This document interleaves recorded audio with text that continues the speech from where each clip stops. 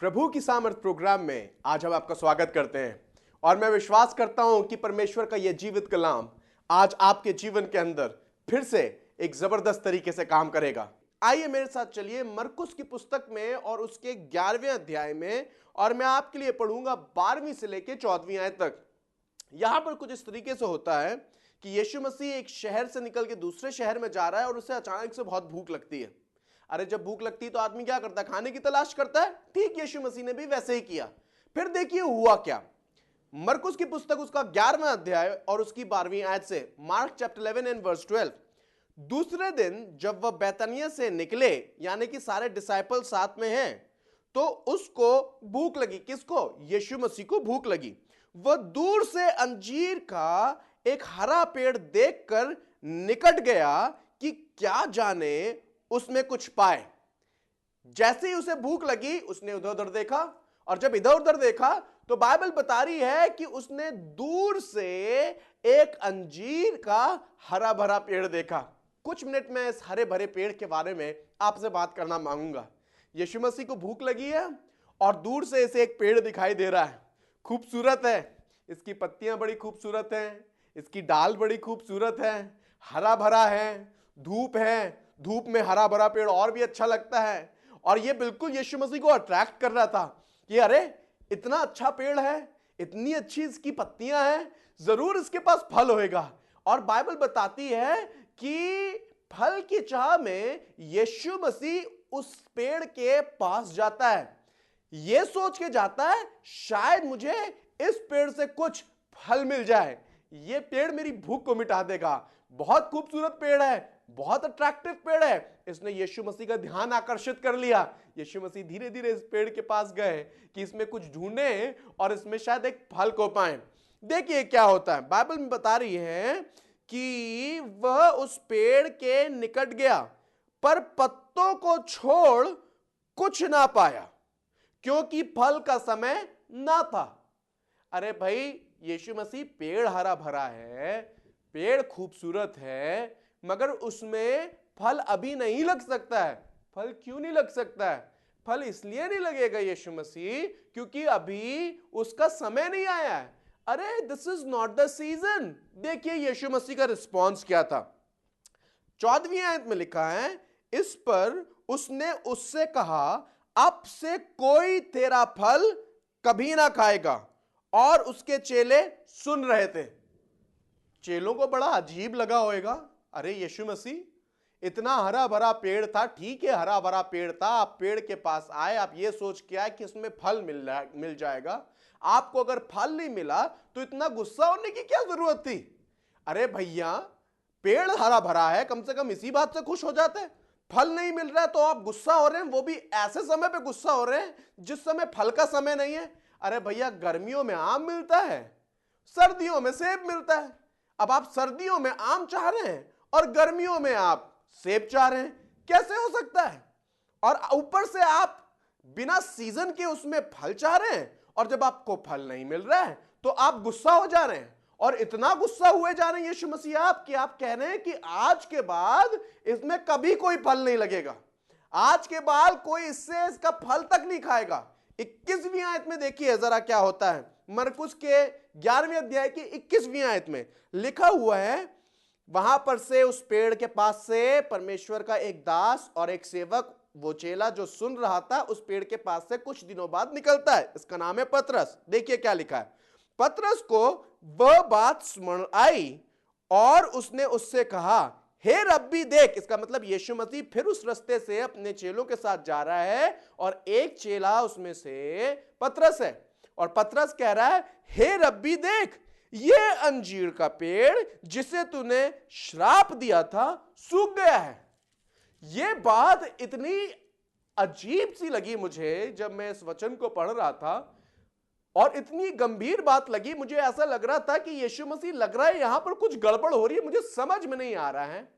आप एक ऐसे पेड़ से फल की चाह क्यों कर रहे हैं जिसका अभी सीजन ही नहीं है? It looks very disturbing that Jesus not only was very demanding, but at the same time it looks like Jesus was very cruel. On this tree. ऐसा लग रहा था कि यीशु मसीह ने शायद कुछ गलत निर्णय ले लिया यहां पर, मगर अगर आप इस वचन की गहराई को सीखें और समझें तो आपको समझ में आएगा कि यह परमेश्वर ने, प्रभु यीशु मसीह ने यूं ही नहीं किया। Jesus did not do it to show his power upon the tree. Yeshu Masih ने यह काम इसलिए नहीं दिखाया कि चेले उसका भय मानने लगे, ना यीशु मसीह ने यह काम इसलिए दिखाया कि वो अपनी सामर्थ को वहां पर सिद्ध कर सके। यीशु मसीह ने यह काम चेलों के सम्मुख इसलिए किया कि वो चेलों को एक बहुत महत्वपूर्ण सबक सिखा सके। Jesus did this work so that he can teach disciples a very important subject. Now, what can be this important subject?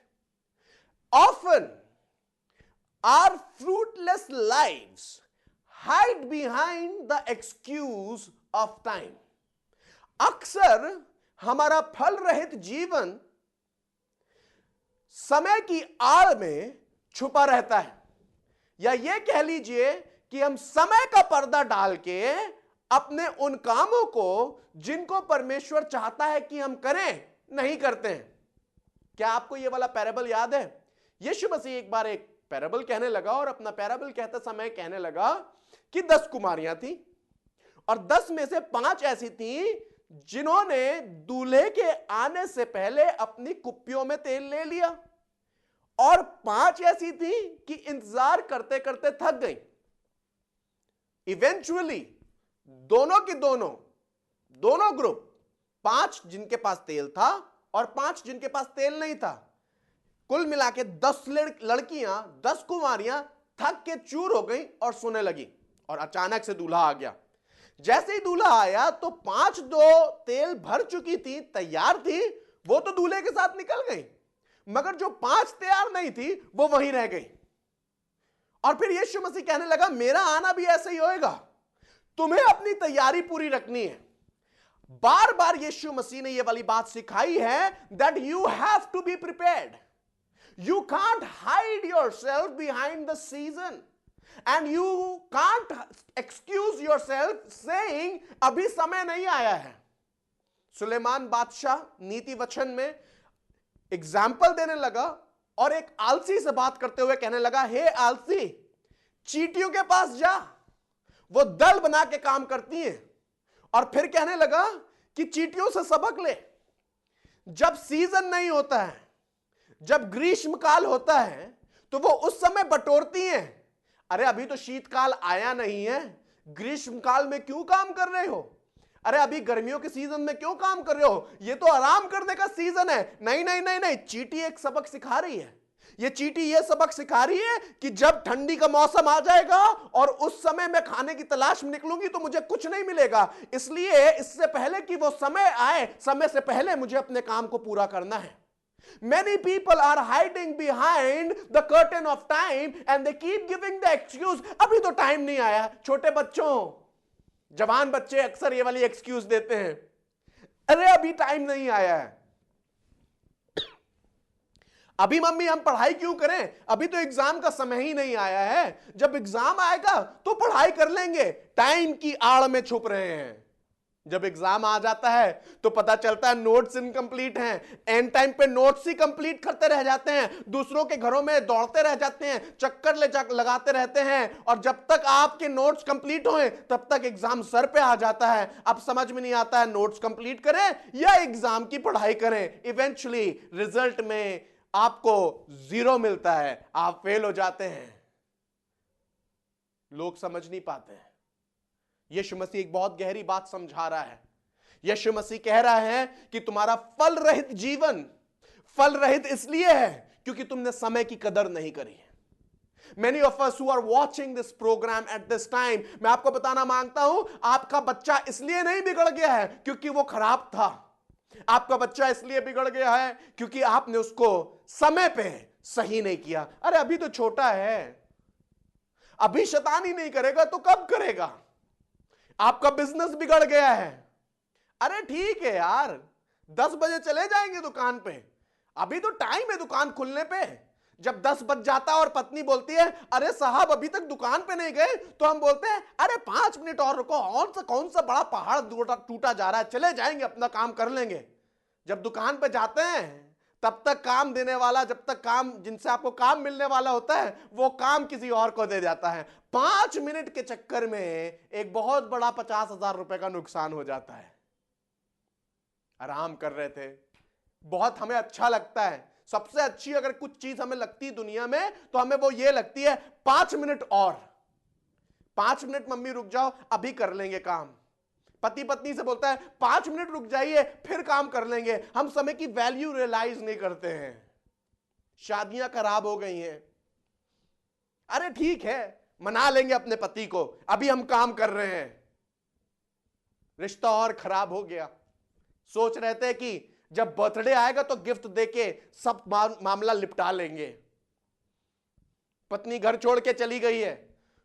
सोच रहे थे कि ठीक है अभी ऐसे ही काम करने दो, मुश्किल में रहने दो, समय आएगा तब देखेंगे, सर पे चढ़ाने की जरूरत नहीं है। समय निकल गया, पत्नी भी निकल गई, बच्चा भी निकल गया। समय की वैल्यू रियलाइज ही नहीं करी है। फल रहित जीवन है। ऊपर से बहुत अच्छा लगता है, ऊपर से एवरीथिंग इज वेरी क्लीन। पेड़ जब ऊपर से देख रहा था यीशु मसीह, बड़ा खूबसूरत लग रहा था, हरा भरा पेड़ लग रहा था। क्या मैं ये बोल सकता हूं कई बार हमारा जीवन भी बड़ा हरा भरा लगता है, प्रार्थना बराबर कर रहे हैं, काम नहीं कर रहे, टाइम पे नहीं आ रहे, बाइबल जरूर पढ़ रहे हैं मगर जो पढ़ रहे हैं उसको फॉलो नहीं कर रहे हैं। अरे अभी ठीक है पढ़ तो लिया है, अब धीरे धीरे करके सीख जाएंगे। नहीं नहीं नहीं नहीं, टाइम की आड़ में ना छुपिए। अरे ठीक है भैया, जब समय आएगा तो सब चीजें पूरी हो जाएंगी। मेरे भाई समय तो अब है।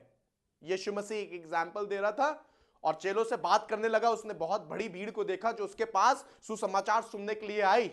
जब सुसमाचार सुनने के लिए उसके पास एक बहुत बड़ी भीड़ आई तो भीड़ को देख के उसको बहुत दया आई और वो चेलों से बात करने लगा, कहने लगा क्या तुम अभी नहीं कहते हो कि अभी भी 2 या 3 महीने बाकी हैं? अरे अपनी आंखें उठा के देखो, खेत पके हुए हैं, फसल खड़ी हुई है, अब तो कटनी का समय है। चेलों को सिखा रहा है इस दृष्टांत के जरिए, इस इंस्टेंस के जरिए प्रभु यीशु मसीह एक बहुत बड़ा मैसेज चेलों को दे रहा था। इस पेड़ के समान ना बनो, ऊपर से बड़ा खूबसूरत दिख रहा है मगर इसके पास फल की कमी है। और फल की कमी क्यों है? क्योंकि इसके पास एक एक्सक्यूज है, अभी टाइम नहीं आया है।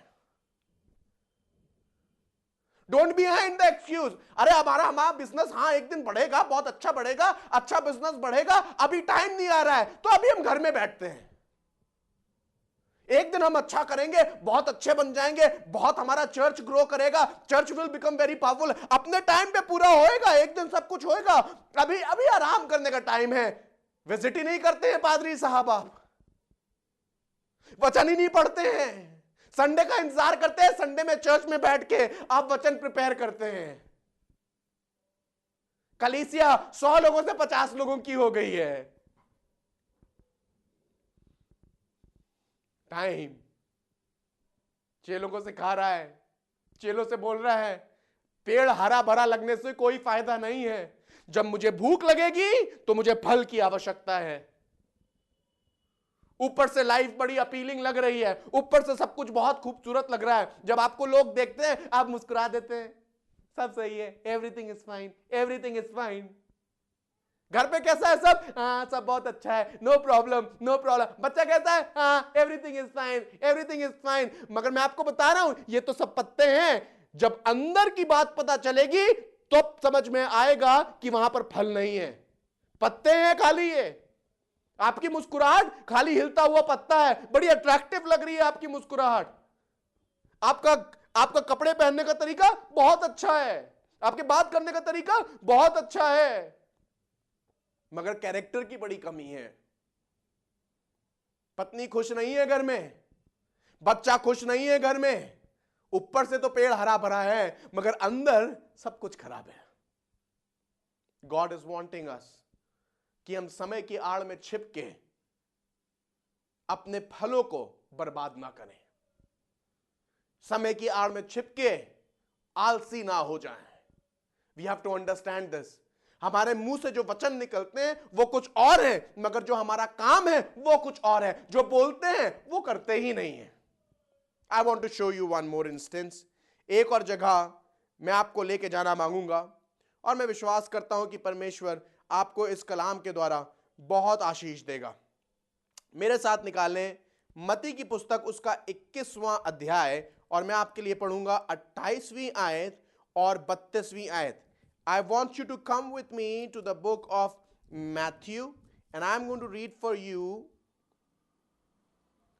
from chapter 21, Matthew chapter 21, and I'm going to read for you verse 28 and verse 32. See what it says. देखिए यहां पर क्या लिखा है। तुम क्या सोचते हो, किसी मनुष्य के 2 पुत्र थे, उसने पहले के पास जाकर कहा, हे पुत्र, आज दाख की बारी में काम कर। उसने उत्तर दिया, मैं नहीं जाऊंगा, परंतु बाद में पछता कर गया। दूसरे से कहा, फिर पिता ने दूसरे के पास जाकर ऐसे ही कहा।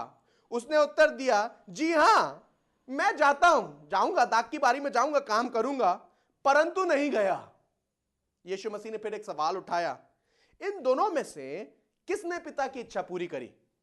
पहला कह रहा था कि हां मैं जाऊंगा पापा, आपका काम करूंगा जो आपने कहा है। दूसरा पहला कह रहा था कि पापा आपने मुझसे कहा है काम करने के लिए, मुझे काम करने का मन नहीं है, मैं नहीं जाऊंगा। पर बाद में रिपेंट करता है, बोलता हाँ पापा ने मुझसे काम कहा था और मैंने मना कर दिया, नहीं मैं जाऊंगा। दूसरे वाले के पास पापा जाते हैं, पापा कहते हैं बेटा तुम जाओगे खेत में काम करोगे? हाँ हाँ हाँ हाँ पापा करूंगा, मगर खेत में काम करने नहीं गया। यीशु मसीह ने पूछा, बताओ इन दोनों में से कौन अच्छा बेटा है? जवाब आपको मालूम है। जवाब यह है कि पहला बेटा अच्छा था, जिसने पहले कहा कि मैं नहीं जाऊंगा, मगर फिर तौबा करी और फिर गया। प्रभु के लोगों, मैं आज आपको बताना मांगता हूं कि हमारे वचन हमारे काम से कई बार नहीं मिलते हैं। हमारे मुंह पे तो हर समय हाँ रहती है, मगर हमारे काम हमेशा गलत रहते हैं। अरे भला तो यह रहता कि हमारे मुंह पे ना रहती, मगर हमारे कामों में हाँ रहती। ऊपर से सब कुछ बहुत अच्छा है, मगर अंदर से सब कुछ बहुत खराब है। मेरे भाई मेरी बहन, यीशु मसीह आपके ऊपरी दिखावे से प्रसन्न नहीं होता है। यीशु मसीह आपकी ऊपरी बातों से खुश नहीं होता है। यीशु मसीह खाली आपके वचन पढ़ने से खुश नहीं होता है। अगर आप वचन पे चल नहीं रहे हैं, अगर मैं वचन पे चल नहीं रहा हूं, तो वचन पढ़ने का कोई उद्देश्य नहीं रह गया है। It is good for nothing. सोच के देखिए, आप खाली प्रार्थना कर रहे हैं मगर अपने बिजनेस के लिए मेहनत नहीं कर रहे हैं, तो आपका बिजनेस करने का फायदा क्या है?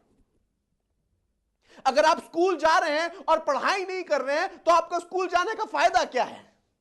अरे अच्छा ड्रेस पहन के स्कूल जाने से आप अच्छे विद्यार्थी नहीं बन जाते हैं। कोट पकड़ के और अच्छा लैपटॉप लेने से आप अच्छे बिजनेसमैन नहीं बन जाते हैं। अंगूठियां हाथ में पहनने से शादी खूबसूरत नहीं बन जाती है। घर में फ्रिज आने से और टेलीविजन आने से शादी मजबूत नहीं हो जाती है। बच्चा पैदा होने के बाद रिश्ता मजबूत नहीं हो जाता है। अरे इन सब चीजों के लिए आपको मेहनत करनी पड़ेगी, और समय के आड़ में छुप के अगर आप इन सब चीजों को ऐसे ही टालते रहेंगे, तो मैं आपको बताना मांगता हूं, शादी बर्बाद हो जाएगी, बिजनेस बर्बाद हो जाएगा, घर बर्बाद हो जाएगा और लाइफ बर्बाद हो जाएगी। पेड़ अगर ऊपर से हरा भरा है मगर अंदर कैरेक्टर की कमी है, और कैरेक्टर की कमी इस वजह से है क्योंकि हम बार बार टाइम की आड़ में अपने काम की कमी को छुपा के बैठे हुए हैं। ये सोच रहे हैं कि जब समय आएगा तब काम कर लेंगे, जब समय आएगा तब बच्चे को करेक्ट कर लेंगे, जब समय आएगा तब पढ़ाई कर लेंगे, जब समय आएगा तब बिजनेस कर लेंगे। मेरे भाई, मैं आपको बताना मांगता हूं, आपका आरामदायक जीवन आपकी और मेरी हार का कारण बन जाता है। चलिए इस नए साल के अंदर हम इस बात का निश्चय करते हैं कि अब मैं आलसीपने को अपने दूर करूंगा, अब से मैं फलवंत होने की कोशिश करूंगा। खाली मेरा ऊपरी दिखावा खूबसूरत नहीं होना चाहिए, मगर मेरा अंदर का काम भी खूबसूरत होना चाहिए। एक कहावत है भारत देश में, ऊंची दुकान फीके पकवान। हम ये नहीं चाहते कि हमारी दुकान ऊंची हो और हमारे पकवान फीके हो, पर हम ये चाहते हैं हमारी दुकान भले छोटी हो मगर हमारे पकवान अच्छे हो। हम ये चाहते हैं कि भले हमारे घर के अंदर टीवी, लैपटॉप और बड़े बड़े गैजेट्स ना हो, मगर हमारी शादी मजबूत हो। हमारा बच्चा चाहे कैसे भी कपड़ों में स्कूल जा रहा हो, शायद मां दूसरे साल भी वही पैंट पहना रही है, लंबी करके पैंट पहना रही है, मगर इस बात पे ध्यान दे रही कि बच्चे की पढ़ाई अच्छे से हो रही है। मैं आपको बताना मांगता हूं, आपके घर में चाहे ढेरों पैसा आ रहा हो, आपको उस पैसे से कोई मतलब नहीं होना चाहिए। इससे मतलब होना चाहिए कि उस उस पैसे से आपके घर में खुशी बनी हुई है या नहीं बनी है? अरे 1 लाख रुपए कमा रहे हैं, 2 लाख रुपए महीना कमा रहे हैं, मगर आपस में खुशी नहीं है, तो बेहतर यह है कि कम पैसा कमाए मगर आपस में खुशी हो। अरे पति सुबह चला जाता है, पत्नी रात में चली जाती है, मौका ही नहीं मिलता है मिलने का, बच्चा अलग रहता है, मालूम ही नहीं है बच्चा कहां है, पत्नी को मालूम नहीं है पति कहां है, पति को मालूम नहीं है पत्नी कहां है। 4 लाख रुपए 5 लाख रुपए महीना आ रहा है। What is the use of this kind of money? अगर हमारी मैरिज, अगर हमारी शादी, अगर हमारा बच्चा और हमारा घर तबाह होता चला जा रहा है, हम सोच रहे हैं जब बुढ़ापा आएगा तब हम लोग एक साथ होंगे। मैं आपको बताना मांगता हूं, कहीं ऐसा ना हो कि बुढ़ापे तक आपकी शादी ही ना बची रहे, कहीं ऐसा ना हो बुढ़ापे तक आपका बच्चा ही ना बचा हो, कहीं ऐसा ना हो कि ये 2 नौकरियां टूट जाएं और उस घर का जिसको आपने और आपकी पत्नी ने मिलकर बनाया है वो घर आधा आधा तो हो जाए, आधा उसके पास चला जाए, आधा उसके पास चला जाए और आधा आपके बच्चे के पास चला जाए। दिस इज द टाइम हम अपने इन सब चरित्रों से बाहर निकले, हम अपनी ऊपरी दिखावे से बाहर निकले। अरे बड़ी कार है, बड़ा गैजेट है, अच्छा कपड़ा है, इनसे ज्यादा हमें चरित्र की जरूरत है। Let's look into our lives, look deep into our lives. God wants us, Jesus सिखा रहे हैं, यीशु मसीह एक गहरी बात सिखा रहे हैं, आज मुझसे और आपसे बात कर रहे हैं। कब तक हम अपनी महत्वपूर्ण चीजों को नजरअंदाज करते रहेंगे और कहते रहेंगे कि अभी समय नहीं है? ऊपर से तो बड़े खूबसूरत दिख रहे हैं मगर अंदर सड़न ही सड़न है। ऊपर से सब अच्छा है। एक आखिरी जगह आपको लेकर चलना चाहूंगा और मैं विश्वास करता हूं कि इसके बाद जब मैं आपके लिए प्रार्थना करूंगा तो परमेश्वर आपको बहुत बरकत देंगे। मत्ती की पुस्तक उसका 23वां अध्याय और मैं आपके लिए पढ़ूंगा 25वीं और 26वीं आयत। I am going to read for you Matthew chapter 23 and I am going to read for you verse 25 and 26। यीशु मसीह शास्त्रियों से और फरीसियों से बात कर रहा है और कुछ इस तरीके से बात कर रहा है। ये वचन के बहुत ज्ञाता हैं, ऊपर से बहुत अच्छे लगते हैं, ये बड़े बड़े कपड़े पहनते हैं, लंबी लंबी दुआएं कर लेते हैं, लोग इन्हें अच्छी अच्छी जगहों पे बुलाते हैं। They are known for their intelligence, they are known for the word, they are known their substance। यीशु मसीह बात कर रहा है इनसे, ऊपरी दिखावा सब बहुत अच्छा है। देखिए क्या बात कर रहा है, कहने लगा, हे कपटी, हे शास्त्रियों और फरीसियों, तुम पर हाय, तुम कटोरे और थाली को ऊपर से तो मांजते हो परंतु वे भीतर अंधेर और असंयम से भरे हुए हैं। Outside very beautiful, God will do it, God will do it, God will do it, yes, Jesus will do it, Jesus will do it। अंदर क्या है? असंयम और कपट भरा हुआ है। नहीं, ऐसा जीवन नहीं होना चाहिए। आगे देखिए क्या कह रहा है यीशु मसीह, क्या कह रहा है? 26वीं आयत कह रहा है, हे अंधे फरीसियों, पहले कटोरे और थाली को भीतर से मांज कि वे बाहर से भी स्वच्छ हो। अंदर से साफ करने की जरूरत है। We need to clean it from inside. This is the time. आज मैं आपसे बात कर रहा हूं, कहीं आप वो व्यक्ति तो नहीं है जो समय की आड़ में आज तक अपनी मेहनत को छुपाए हुआ है और ये सोच रहा है कि टाइम आएगा तो कर लेंगे। शादी खराब हो गई है, घर में पैसा है, शादी पे ध्यान नहीं दिया, बच्चा बर्बाद हो गया है, बच्चा है, ध्यान नहीं दिया, बर्बाद हो गया है। मिनिस्ट्री है, आराम करते रहते हैं, सुबह 12 बजे तक पड़े रहते हैं पादरी साहब, किसी के यहां विजिट नहीं करते हैं, इंतजार करते हैं जब संडे आएगा तब मैसेज तैयार करेंगे। अपनी आंखें उठा के देखिए, खेत पके हुए हैं, जस्सी, पेड़ खाली ऊपर से ही हरा भरा ना हो मगर हमारा जीवन अंदर से भी खूबसूरत हो। हमारा बर्तन खाली बाहर से ना चमकता हो मगर हमारा बर्तन अंदर से भी उतना ही चमकता हो। मैं ये नहीं कह रहा हूं आपके पास गाड़ी बंगला अच्छी बात नहीं है, मैं ये भी नहीं कह रहा हूं कि 2 जन मिलके जब कमा रहे हो तो घर में 6 लाख रुपए 5 लाख रुपए तनख्वाह आ रही हो तो वो खराब है। मैं तो ये कह रहा हूं अगर 5-6 लाख रुपए आ रहे हैं और शादी टूटी जा रही है तो 5-6 लाख रुपए का क्या फायदा? इससे अच्छा तो ये होता कि तुम 5-6 हजार कमा रहे होते हैं मगर एक साथ होते। Let's look into the important things, let's look to the fruits. खाली पत्तियों पे ध्यान ना दें। Don't just look to the superficial thing. किसी का पेट पत्तियों से नहीं भरता है, पेट सिर्फ फल से भरता है। प्रभु यीशु मसीह, आज मैं प्रार्थना करना चाहता हूं इन दर्शकों के लिए जो इस टेलीविजन प्रोग्राम को देख रहे हैं। प्रार्थना करना चाहता हूं प्रभु यीशु मसीह कि अगर इनका जीवन खाली खूबसूरत पत्तियों के से समान था, तो प्रार्थना करना चाहता हूं अब से इनका जीवन फलों के समान हो जाए, ये फलवंत हो जाए, खाली पत्तियां ना हरी रहें, मगर प्रार्थना करता हूं खुदा बाप हरी पत्तियों के साथ खूबसूरत फल भी लगने वाले हो सके। प्रार्थना करना चाहता हूं जो आज तौबा कर रहे हैं और इस बात का निश्चय कर रहे हैं कि मैं समय की आड़ में छिप के अपनी मेहनत को नजरअंदाज नहीं करूंगा, मगर हर समय तैयार रहूंगा ताकि फलवंत बन सकूं। प्रार्थना करता हूं उन्हें आशीष दे। जो इस बात का निर्णय कर रहे हैं कि हम अपनी शादियों के ऊपर काम करेंगे, हम अपनी शादियों को बेहतर करेंगे, जो माफी मांगने का इंतजार कर रहे थे कि सोच रहे थे सही समय आ रहा है तब हम माफी मांगेंगे, प्रार्थना करते खुदा बाप शक्ति दे और सामर्थ्य दे कि आज ही जाके माफी मांग सके और इस बात पे ईमान रखे कि प्रभु उस पे आशीष देगा और रिश्ता अच्छा हो जाएगा। प्रभु प्रार्थना करता हूं उन बच्चों के लिए जो अपनी पढ़ाई को टालते चले जा रहे हैं, सोच रहे हैं जब एग्जाम आएगा तब पढ़ेंगे। आज ये डिसाइड कर रहे हैं कि एग्जाम आने के टाइम नहीं मगर एग्जाम से पहले पढ़ेंगे ताकि जब एग्जाम आए तो बहुत अच्छे नंबरों से पास हो। प्रभु आज प्रार्थना करना चाहता हूं ये जो बिजनेसमैन इस समय टेलीविजन के सामने बैठा हुआ है और खुदाबाप इसकी आंखों में आंसू है, प्रार्थना करता हूं इसकी मदद कर खुदावन खुदा। आज तक ये समय की आड़ में, अरे गर्मियों में सीजन चलता है भैया अभी नहीं चलता है, इसी आड़ में छुपा हुआ है, घर में सोता रहता है, काम नहीं करता है। आज तौबा कर रहा है, प्रार्थना करता हूं मदद कर खुदा बाप। चींटियों के समय ग्रीष्म काल में मेहनत करें ताकि जब शीतकाल आए तो किसी चीज की कमी ना हो। Help him Lord that he may keep himself prepared.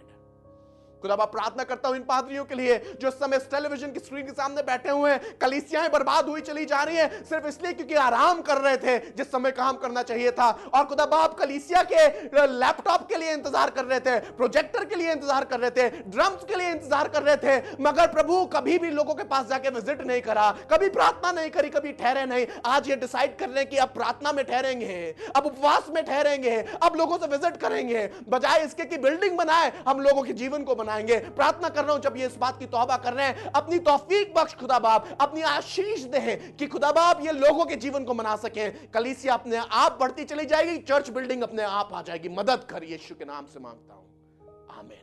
अगर आप ये प्रोग्राम पूरे बैंगलोर में कहीं पर भी देख रहे हैं और आप चाहते हैं कि हमारे साथ फेलोशिप करें, तो मैं आपको बताना मांगता हूं बिल्डिंग नंबर 15 18 क्रॉस कनका नगर में हम हर संडे सुबह 10 बजे इबादत करते हैं, हर थर्सडे शाम को 7 बजे इबादत करते हैं, हर ट्यूसडे को शाम को 8 बजे इबादत करते हैं। इन तीनों टाइम पे आप हमारे साथ कलीसिया में जुड़ सकते हैं। वुमेन्स अवेकनिंग के लिए वेट करते रहिए। In the month of February we are going to have a mighty time of women's awakening. Sister Rushta is going to be the part of it, and Sister Rushta is going to lead this meeting, and I believe God is going to mightily touch your life. Keep watching Power of God program and wait for the next episode. I believe that glory of God and grace of God is going to be in your house, and I trust in the Lord that as you have decided to follow him with all heart, with no excuse of time, God is going to prosper you in this season. May the power of God be in your house forever. Amen.